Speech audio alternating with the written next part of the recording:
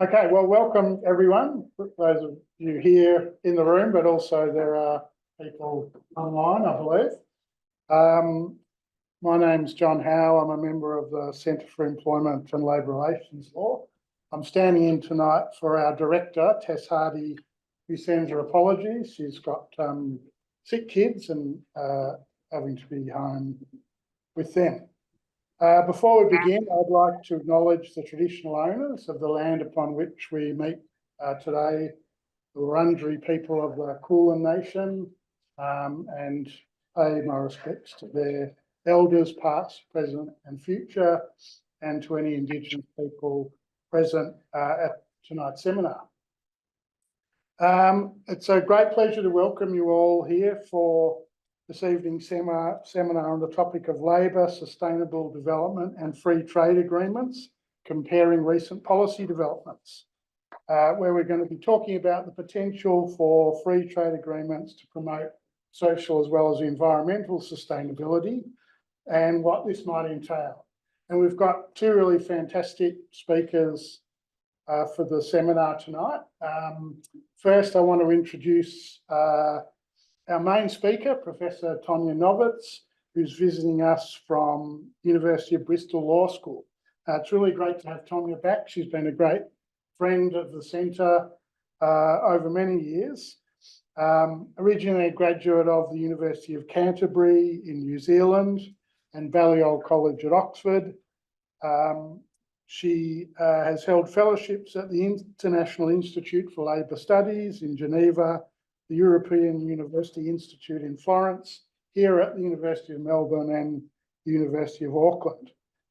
She's recently stepped down as chair of the steering committee of the International Labour Law Research Network, which links 83 labour law research centres worldwide, and she did a really amazing job leading that organisation over that period of time.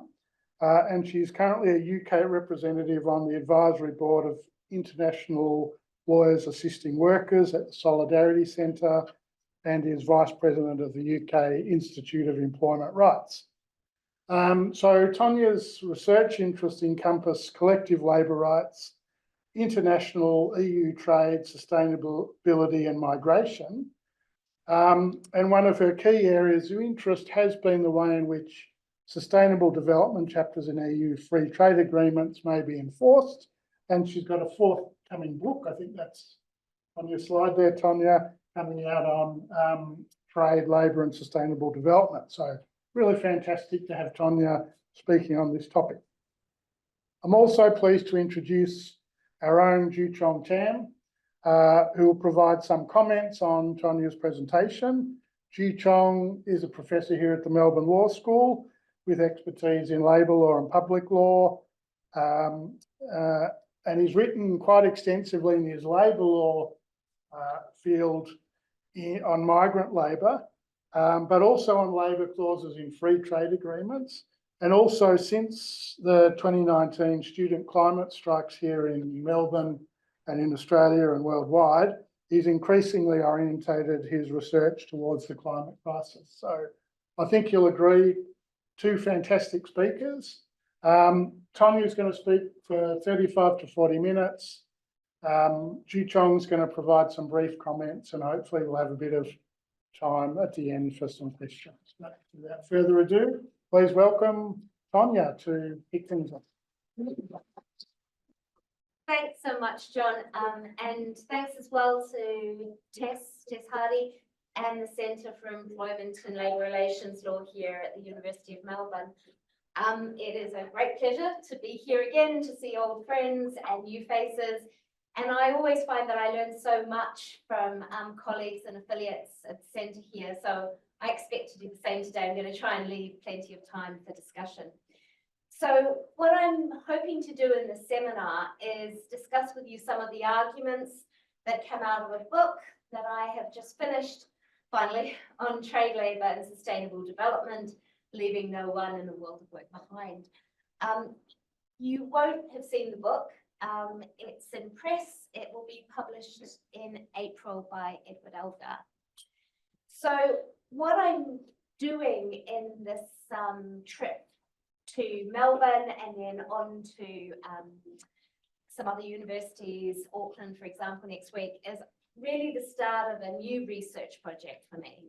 I'm interested in the treatment of labour in free trade agreements, FTAs, and in particular those that are being concluded by the United Kingdom in the wake of Brexit.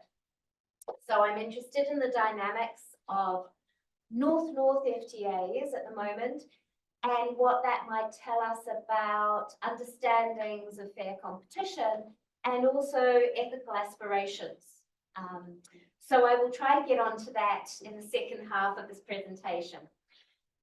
I'm really grateful to Joo-Cheong for agreeing to comment on this paper, and my understanding is he's going to be able to consider my arguments and materials from an Australian perspective, and it's those sorts of insights that I could really do. So thank you. Right, on to my first slide. So why think about sustainable development?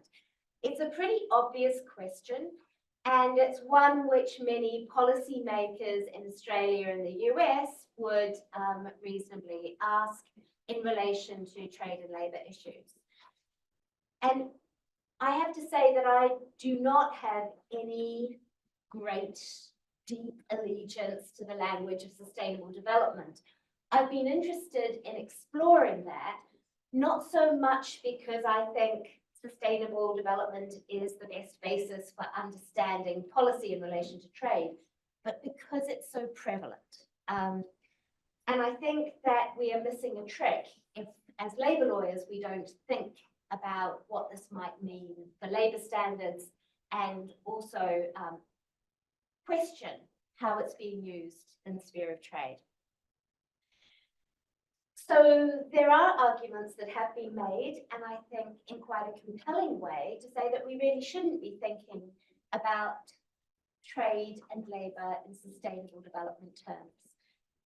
So in particular, Jan Orby and his team of researchers at the University of Ghent have been exploring the use of trade and sustainable development chapters as a basis for conditionality and EU FTAs. And they have said this is in many ways problematic, that what it does is dilute the protection of labour standards as human rights. So we need to be cautious. And we have another international lawyer, Laurent Bartel, who made the same point at about the same time as this was emerging as a facet of EU policy. Now, there are good reasons for being sceptical, and I will come back to these. They really do chime with a desire by business to use sustainable development instead of human rights protections as a way to orient themselves towards softer regimes and regulation. So it's an attempt to escape some of the protection of labour rights as human rights. Hasn't quite worked that way in practice in the trade sphere in terms of the EU chapters, but there have been those dangers, and you can see this when sustainability is being used in unilateral corporate codes alongside due diligence. It seems to be a way of trying to reduce the impact of some of the norms. So there is that danger. We're also seeing more recently sustainable development or sustainability discourse in the international framework agreements and global framework agreements concluded with big business. So with Ford Motor Company, with Industrial, with H&M. So this seems to be a feature of corporate governance that we're going to have to start thinking about, and also in terms of agreements that are reached between global union federations and big business. There are also other notable examples of deference to sustainable development. In the World Bank, we saw the emergence of the International Finance Corporation, the IFC's policy and performance standards on environmental and social sustainability. And those are quite interesting because, unlike many trade provisions, they do talk a little bit about the interaction between environmental and labour norms. So that's been interesting. And then we have the EU generalised scheme preferences, the special incentive arrangement for sustainable development and good governance. And what we find is that trade and sustainable development chapters have become a feature of the new generation FTAs, such as that between the EU and Korea. And that's been mirrored subsequently in the Comprehensive Economic Trade Agreement, CETA, between Canada and the EU. And also now we find reference to sustainable development in the EU-UK Trade and Cooperation Agreement, the TCA. So there we have a level playing field for open and fair competition and sustainable development. So we might want to ask what on earth this actually might mean in practice. What could this mean, if you like, in normative terms? Well, I'm going to be using the terms sustainability and sustainable development interchangeably here. There is a view taken by certain scholars that sustainability is the end point and sustainable development is how you get there. I think that if we look at the sustainability and sustainable development rhetoric, then we can probably detect a certain kind of normative cohesion that's worth thinking about. And although, as I said earlier, I think some of this is problematic and parasitic on other normative values, I think that there are ways in which we could seek a kind of consistency in terms of approach to sustainability that could in the end be quite helpful in the promotion of labour standards. So the current preoccupation with sustainability probably lies in the original determination to promote environmental protection while devising a development agenda for so-called developing countries in the global south. It has, however, taken on a kind of fresh lease of life, particularly at the point that it was acknowledged that poverty is not only an economic phenomenon, but is socially constructed. And that really came out of the Brundtland Report of 1986, which drew attention to the simultaneous need to attend to intergenerational justice, justice for future generations, as well as intragenerational justice, distributional justice within and between those in any current generation, whether they be states or populations internal to states. So the aim is to try to create a kind of durable social as well as environmental and economic justice. And I've argued elsewhere that there is here a potential promise of long-termism, which could be quite useful in a short-term capitalist global economy, even if that's yet to be really realized.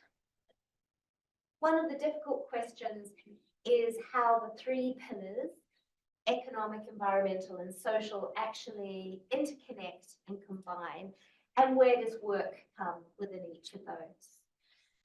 It's been said that labour law is primarily concerned with the social dimension of sustainability, but I would say that it is also very much entangled with the economic, in the sense that labour contributes to the economy, being the basis for employer profit, but also because workers' wages are also spent in the economy and keep it afloat.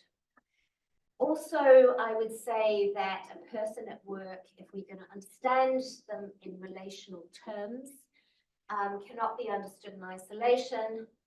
They're not simply to be understood in relation to their employer or even their fellow workmates, but as part of the community and communal environment in which they work. We know that in contemporary work, it's not as if people are isolated in factories, offices and shops anymore. They are working on the streets, whether that's delivery or transport, or whether they're engaged in remote work in communities, homes, cafes. So we saw that in the COVID-19 pandemic, we changed our understanding of workplaces and work environments. And so there is real potential here to think about that much more broadly than we have done. I think we can also see workers being constructed through the environment, and Paolo Tomasetti's work on the way that energy has fueled different types of work over a period of time is really useful for that. So we need to think about also the trade-offs between protection of labour, environment, the resilience of economies and long-termism in the economy, and that might create various forms of tension. We can pretend that that tension doesn't exist, and a lot of the sustainable development literature is devoted to trying to pretend that it doesn't exist. But I think a better way of dealing with these kind of trade-offs is to think about the potential roles of freedom of association, collective bargaining, and even a right to strike in navigating this. And to think beyond just this kind of incantation of decent work in the 2030 agenda, and in particular in SDG 8, and look beyond that to the fundamental rights protected in SDG 16, which also emphasises the importance of participation in decision-making around the Sustainable Development Goals. So there is scope here for thinking about sustainability in terms of a wider participatory strategy. And with that, various commentators have talked about the potential links that can be made with the capabilities discourse and the work of Amartya Sen and also Martha Nussbaum's context as a way of engaging communities which have been excluded from decision making. One of the aspects of the 2030 agenda that I think many of us find the most compelling is the statement that no one will be left behind. And it's linked to that participatory strategy that's set out in SDG 16 and a global partnership in SDG 17. And if we take that seriously, then for labour law, that could actually lead to quite potentially revolutionary change. I don't think it's being taken seriously at the moment, but there is still that potential. When it comes to trade, there are various issues that I think could be addressed here. Much of the controversy over the trade-labour linkage has been concerned with whether access to trade should be conditional on compliance with certain labour standards. And there's been a lot of talk about the legal or other regulatory measures that would entail. But I think that kind of terminology and consequent debates can obscure the fact that in reality, trade and labour have always been and remain interdependent. So the terms of trade profoundly affect the ways in which labour is hired. They impact on the daily lives of those that work around the globe and in different occupations and sectors, whether they're hired formally as workers or otherwise. And access to labour has been built into trade law. So an example is Mode 4 Trade and Services, which enables temporary movement of natural persons to enable cross-border service permission by employees. And I'll come back to that later. I think that we should be interrogating the new trade agreements relating to digital services for that reason as well. So in my view, a sustainability approach shouldn't just forge, conditionality, and it's not really about establishing some new connection between two unrelated aspects of international law. They've always been quite deeply connected, and it might be worth thinking about what that means for better regulation. So conditionality is really only part of this picture. The other thing that I would say is that sustainable development as a statement of intent is only as effective as the institutions put in place to secure the necessary changes. And in the context of the book that I've been writing, I've been looking at the relationship between the International Labour Organization and international financial institutions like the IMF and the World Bank and the World Trade Organization as well. But I think in the context of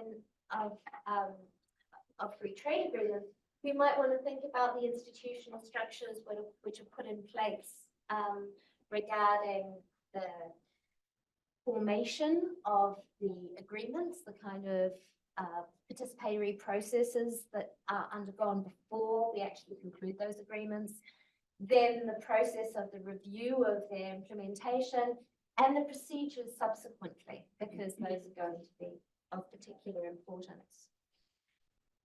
And I think that to realise a sustainable connection between trade and labour, we would need to look at the connections and the tensions between labour, economic and environmental issues, but also we're going to need engagement with representatives of all those in the world of work and all sectors of the labour market, and ideally in all parts of the globe affected by the terms of trade. And that's interesting as well, because some of the trade decisions, trade rule decisions that are being taken at the moment, some of the unilateral bans on forced labour products, raise some real issues for what happens to labour in other countries and their capacity to participate in those decisions. So I think it would be worth thinking about that too. There are also, I think, two questions that arise from these preconditions: how we tap into labour's creativity to engage all those at work in creating these standards reflecting those synergies, how we organise around this, but also how we adjust to capital's eternal creativity to recraft the terms of trade to maximise profits at the expense of labour. So it's an ongoing difficulty, and it does bring me back to that problem about trade and services at the moment around temporary movement, digital services and the impact on labour. So the book was more about how we deal with this in international institutions, and talked a little bit about corporate codes of conduct as well, and about free trade agreements, but this paper is more about free trade agreements. Okay. So regional trade agreements, as they are set out in the GATT and in GATS, are more colloquially referred to as free trade agreements, and they are permitted under WTO rules because they are viewed as furthering the objectives of free trade. It's a kind of neoliberal ideal. I'm not going to talk through the actual provisions themselves, but I think what's important in this free market analysis is that FTAs do not inadvertently raise further trade barriers, and that's all that matters. Adele Blackett has offered an alternative ideal for regional trade agreements, FTAs, which is grounded in social regionalism. And she advocates the utilisation of regional trade agreements, given the WTO's neoliberal turn, so that FTAs could enable experimental transnationalism, and collective goals and values can be pursued which operate in counter-hegemonic ways and can enable development. I love this idea, and I think it's deeply appealing, but I think we need to probably be cognizant of the barriers to the achievement of that vision. One is that key trade actors, like, for example, the European Union, do this interesting blend of market power and normative power. So what the EU says it is doing, and you can look at the von der Leyen Commission documents, they say we're going to both promote profitable trade and ethical trade, and the tensions between those are not fully explored. I think there is also a danger that when you look at the influence of the EU and the US in these quarters, what they do is set up certain models for trade agreements which are then copied elsewhere. And so the EU has spent a lot of money in promoting the African Continental Free Trade Agreement and circulating information relating to that and setting up speaker meetings. in part because it is useful and efficient to have forms of free trade across Africa, and it would be good for Africa, but also because it's very useful for the EU to see that model that mirrors its own in various ways in operation.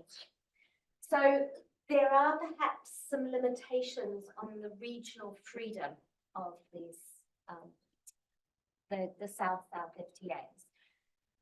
It's also the case that the kinds of funding which will be made available for trade adjustments within the European Union or the US will not be made available necessarily in other countries which have lower income. So that's a difficulty. And there is significant imbalance of power between regional state actors as well, for example, in Africa. So there are some difficulties with this vision, but it is deeply appealing as an alternative.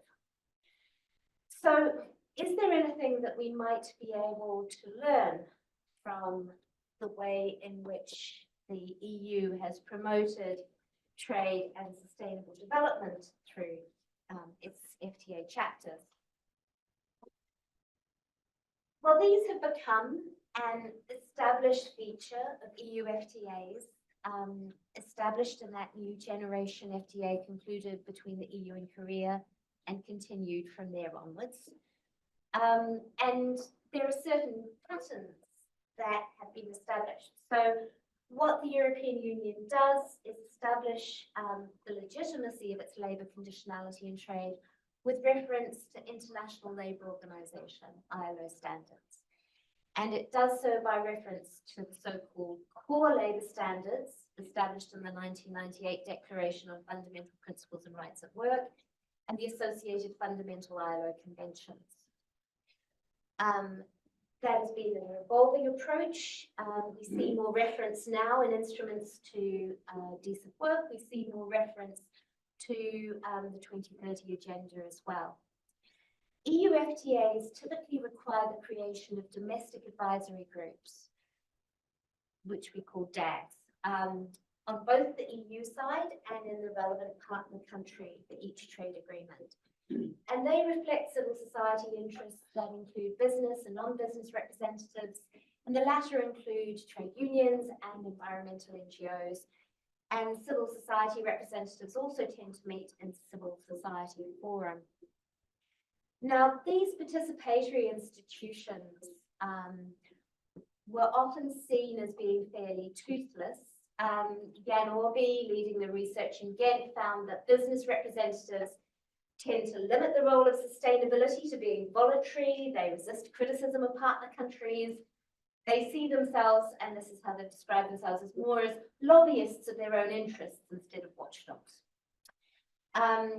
Business often dominates in decision-making. Key trade union actors can be excluded from third country DAGs. We saw that in relation to the EU-Korea FTA with the case of TU being excluded from the DAG. And environmental organisations have been less active on trade issues than trade unions. So there have been some difficulties. There are also possibly some problems with the ways in which ILO core labour standards are built into FTAs to the exclusion of attention to the potential overlap between health and safety at work and environmental protections. We've seen a really interesting shift with the 1998 declaration since 2022, so that the right to a safe and healthy working environment has now been included as a core labour standard. So that may make a difference. But there is, in the 2022 resolution adopted in the International Labour Organization, a saving clause saying that just reference to the 1998 declaration in an FTA doesn't denote protection of a safe and healthy working environment. There will have to be some action in the FTA to actually include that provision. The most recent EU FTAs and their TSD chapters do include a safe and healthy working environment. So I think we're seeing a kind of gravitation towards that. We're also seeing some extension around working time and holidays, which is quite an interesting development. I think it comes out of the Global Commission on the Future at Work saying that, you know, there had to be this new universal entitlement for all those who are working. So that's an interesting shift. But it's not seen quite enough on labour and environment. Whistleblowing does not seem to be addressed, even though whistleblowers probably are the best at exposing ecological harms detected at work. There's very little that you find on protection from dismissal, and that's potentially problematic. Just transitions could become part of the picture here. And maybe you could say that the way in which there are these participatory structures in the DAG and civil society forums could lead to a just transitions approach, but at the moment that's sidelined. The other possibility would be to think about Indigenous or First Nations, First Peoples rights, which are interesting because the ILO has really been at the forefront of promoting Indigenous rights connected to labour, particularly through ILO Conventions 107 and 169. So there is potential to take that forward and address the environment in that way. It looks like it is New Zealand as a trade partner, which has really pushed that in the UK-New Zealand FTA and also the EU-New Zealand FTA. So we can possibly look forward to that, but that's an interesting development, I guess.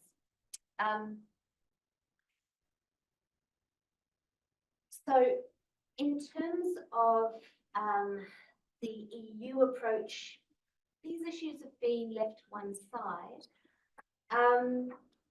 There has been perhaps also a lack of mainstreaming. So what we find is that certain issues are dealt with in the TSD chapter, but there isn't any necessary connection with, say, Mode 4 movement of business persons or chapters relating to investment.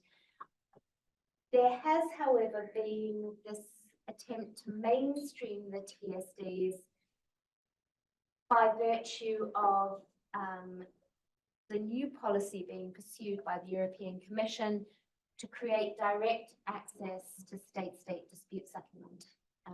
And that is going to be interesting, I suppose. It's significant because in terms of the EU-Korea FTA expert panel report, which is one of the most exciting developments, I think, in trade and labour. Very lucky to have Jill here today. Hopefully you'll be able to say something further about this. But I mean, that is a report which does hinge on specialist labour expertise and an understanding of the issues from that perspective. Whether you would get the same thing in state-state dispute settlement, I'm not so sure. I would also say that the panel's decision in the EU-Korea FTA was exciting in a number of ways, in particular because it got over the problem of needing an effect on trade, which was the blockage in the Guatemala dispute, and did so in an interesting way, not just because of the article on which the EU was relying, but reference to the sustainable development context of the TSD chapter, suggesting that there was a way to regard economic, social and environmental objectives in a way that created forms of synergy, citing the work of one of my colleagues at Bristol, Claire Gamage. So that was really exciting to see. The other thing that I think was interesting about the panel's decision is it was a very inclusive approach to the world of work, drawing on the ILO supervisory jurisprudence about who is entitled to trade union membership. And that kind of echoes nicely with the idea that no one should be left behind. And also, although the panel's findings were only recommendatory and didn't seem to have much impact on the conduct of the Korean government, I think it could be argued that they did have an impact on access of EU self-employed workers to collective bargaining under competition law. So nice indirect effects there as well. There is a move towards harsher enforcement, and you can see that in the EU TCA and the level playing field and rebalancing provisions.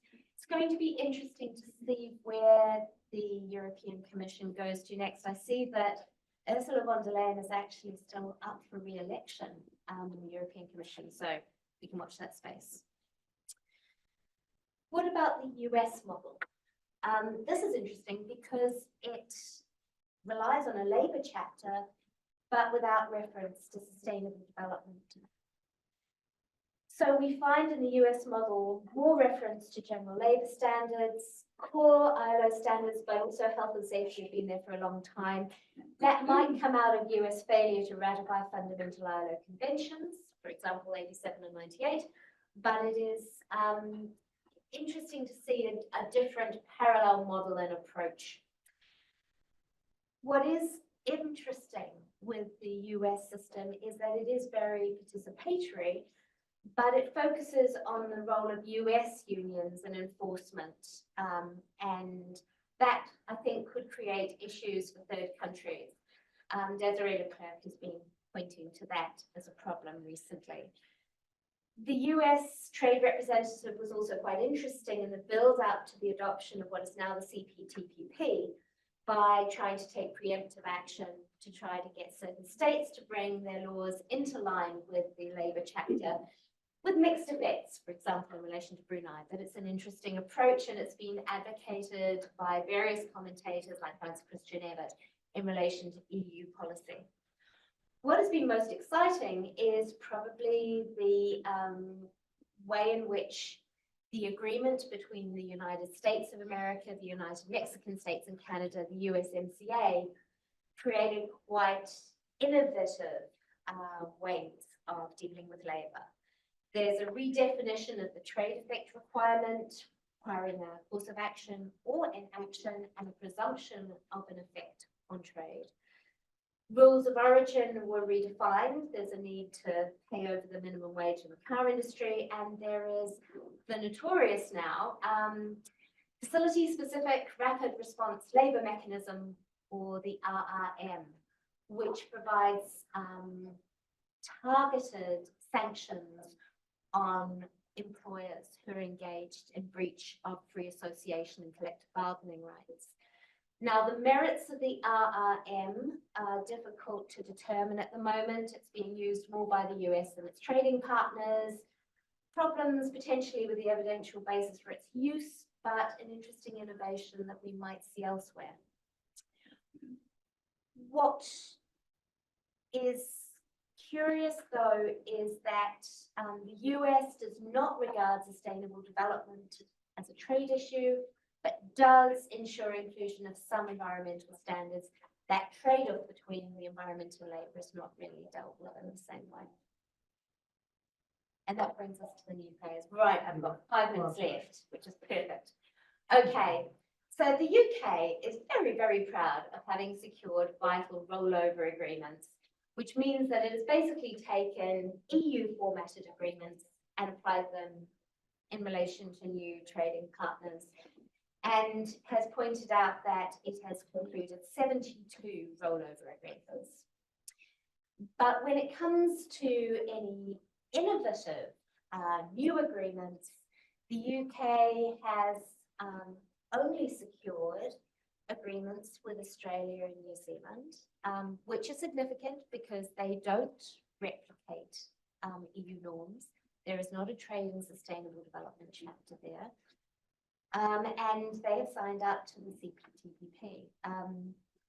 Now, some time ago, Joo-Cheong with Viewing in the UK wrote a really impressive critique of CPTPP and its failings.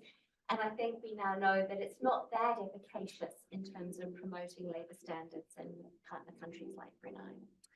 So the UK, given its very limited enforcement and creation of labour standards at the moment, is probably in a fairly good place.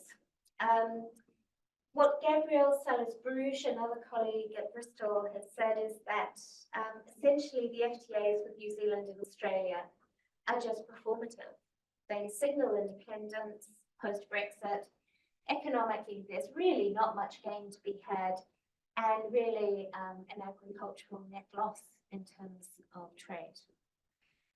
There is no public policy position in the UK, certainly not on trade and labour, and very little public scrutiny in Parliament.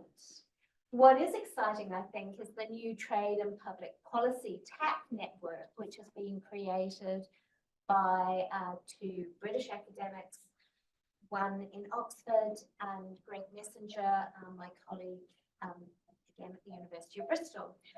And Emily Jones in Oxford and Greg Messenger in Bristol completed their doctorates and recruited rapidly into the UK civil service to deal with trade issues because there was a dearth of people who could deal with that. And what they've done is created this fabulous network that involves informal ties and connections between academia, interdisciplinary, with people on the inside. You still won't get an official line, but there is at least some conversation that's now taking place. It's quite remarkable what a difference that makes. But we are left in a position of thinking, what on earth is happening around trade and labour practices? I think that my interest while I'm away here is really it's fourfold. So I'm really interested in the labour chapters of UK-Australia, UK-New Zealand and CPTPP. I'm really interested in how the ILO Universal Labour Guarantee has been converted into that context. The UK seems to have been trying to take a distinctive line on modern slavery that shows up in these labour chapters, which is ironic given recent breaches in the UK, but it's interesting. The gender equality approach that comes up in a separate chapter in the UK, New Zealand, but then gets reiterated in the labour chapter is interesting. I think it's worth thinking about trade and services, the temporary movement of natural persons, migration provisions, working holiday arrangements, which have always been potentially problematic in terms of labour exploitation, particularly in agriculture, are worth investigating.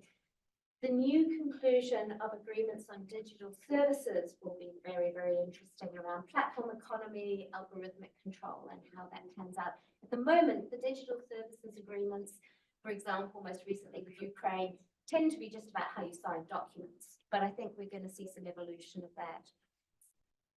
In the New Zealand-UK FTA and the EU-New Zealand FTA, I'm going to be looking at the separate Maori trade and economic cooperation chapter and how that links to Indigenous rights. And I'm really interested in the scope of commitments to enforce labour standards and processes for their promotion and enforcement. So I was visiting at the ILO again in the Labour Research Department in October, November, and I'm hoping to think about collaborating a little bit with them. But I'd love to speak to many of you here about ways to maybe think about building up some projects around these issues.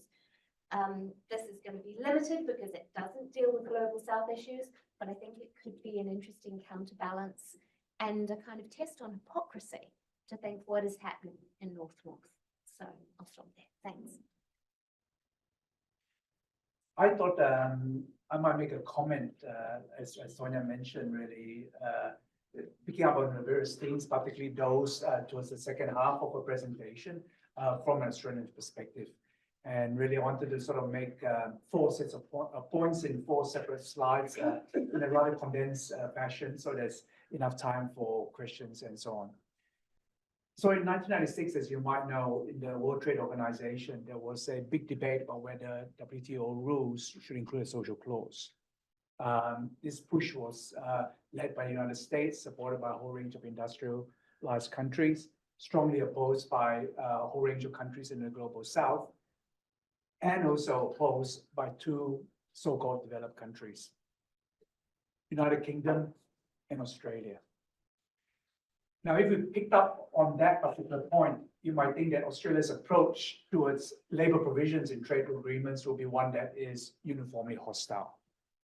But what you see in this table up in the slide, and the red highlight indicates agreements where they're basically labor provisions, is that I think what Australia has more is, I think, a weather vane approach.